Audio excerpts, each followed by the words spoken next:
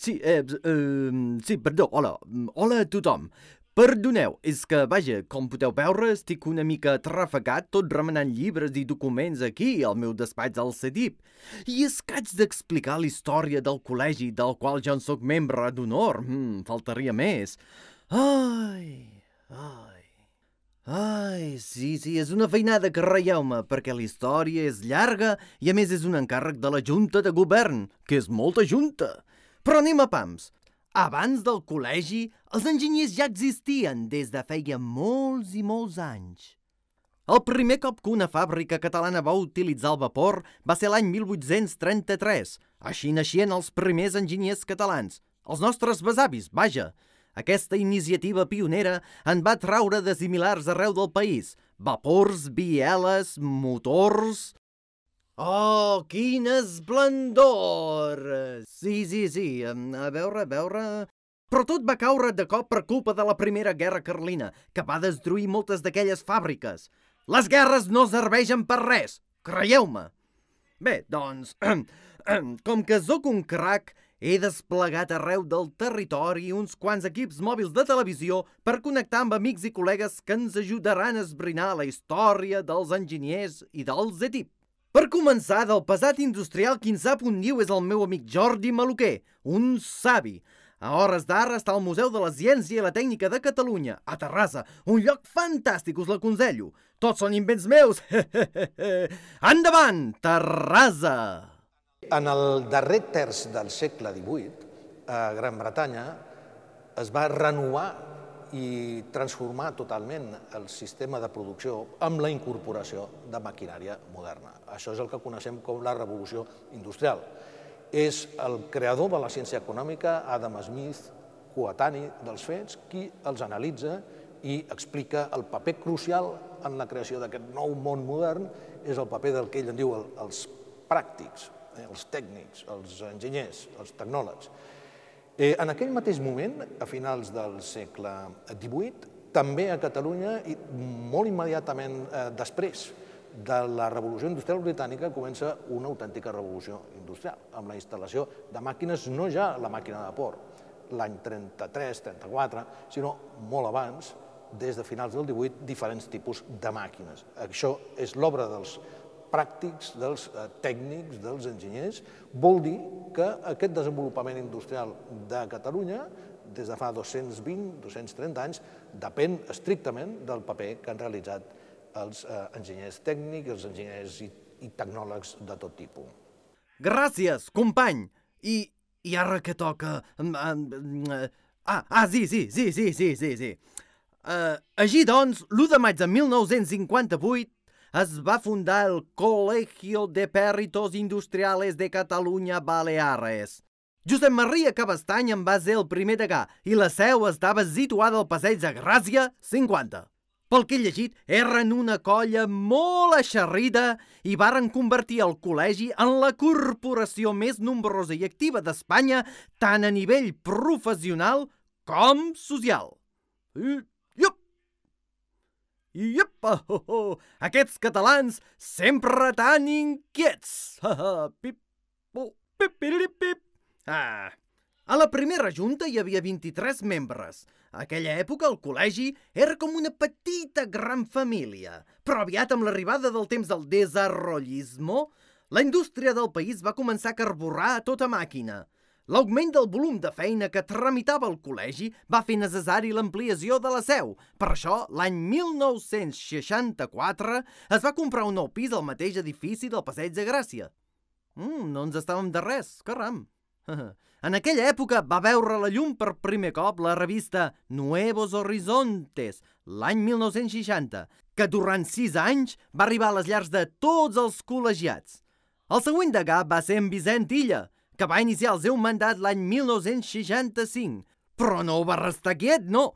Va impulsar l'elaboració del llibre blanc de la professió i va crear la revista Tecnos, que el 1967 va substituir a Nuevos Horizontes i que, com tots sabeu, ha durat fins avui dia.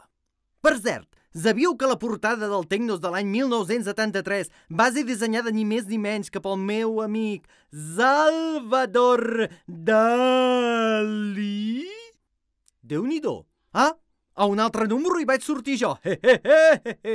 Com no, el col·legiat més internacional. Però qui millor per parlar-nos de la revista que en Josep Guixens, que també el tenim a Terrassa? Endavant, Josep! El col·legi tenia un butlletí que sortia d'una manera inconstant. Llavors vam creure que era necessari canviar i amb un acord de junta vam creure que ho podíem fer-ho. El nostre amic Lluís Zavala feia reunions amb els assessors i amb l'editor de la revista, on es constituïen, s'estudiaven les galerades i la revista aquesta sortia cada mes. Teníem una bona col·laboració dels mateixos col·legiats, no havíem de reproduir articles externs d'altres revistes, sinó que es nutria dels mateixos alguns membres de Junta i col·legiats que ens enviaven articles, inclús n'hi havia de sobrants i hi havien de seleccionar. Bé, continuem. Ja estem a l'any 1971. Algú s'està dormint? Aquell senyor de les ulleres liles?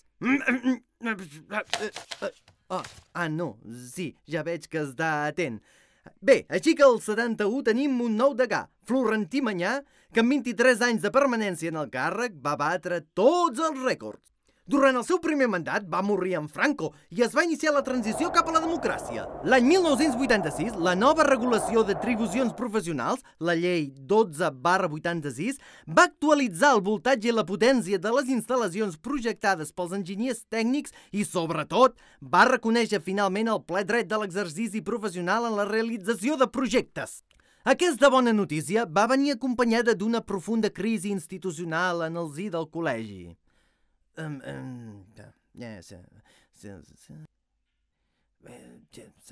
Sí, molt bé. Hola, nano, ja sé que estàs molt atrafegat, però necessito que em facis 5 cèntims sobre el que vàrem parlar. Mira, Franz, precisament ara t'estava acabant un correu. Te llegeixo, te l'adavanto i decideixes. En aquella època, alguns companys d'Exercici Lliure vam creure que al col·legi li calia una renovació. Volíem aconseguir una corporació més actual, més present en la societat i amb més serveis al col·legiat. Per superar la situació es va produir una crisi en la que inclús es va arribar davant del Tribunal Superior d'Exercici de Catalunya. Tot plegat va desembocar en la segregació en 6 col·legis que es van aplegar en el Consell de Col·legis de Catalunya i que continuen fent tasques conjuntes. Tot seguit es van fer eleccions i la nova Junta va impulsar la renovació administrativa i l'adquisició i rehabilitació de la nova seu. Tot això va obrir camí cap a un col·legi obert i participatiu com el que tenim ara. Què et sembla? Bé, fins una altra. A reveure. Cuida't molt, nano, i fins una altra.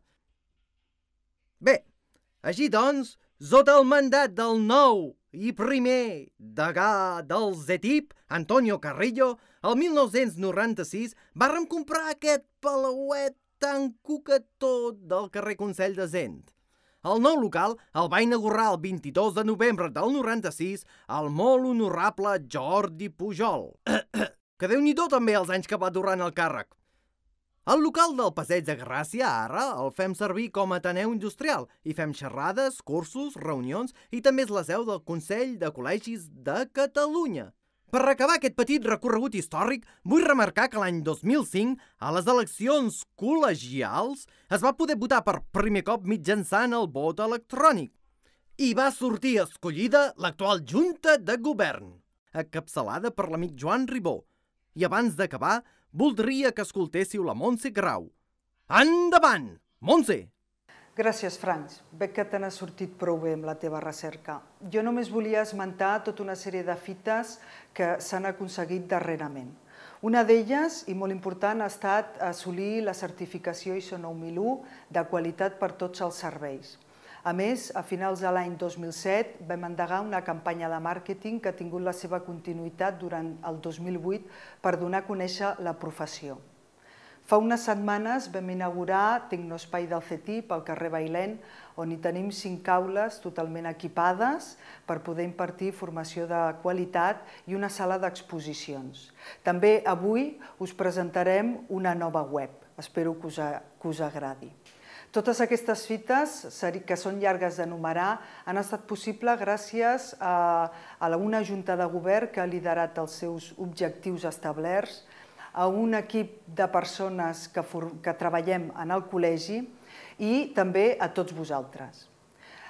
Moltes gràcies per estar avui aquí, per molts anys i feliç diada. Gràcies, maca! I gràcies a tots per la vostra paciència. Espero que no m'hagi fet massa pesat. Ja sabeu que podeu comptar amb mi pel que faci falta. Ep! I penso estar aquí per quan celebreu el centenari!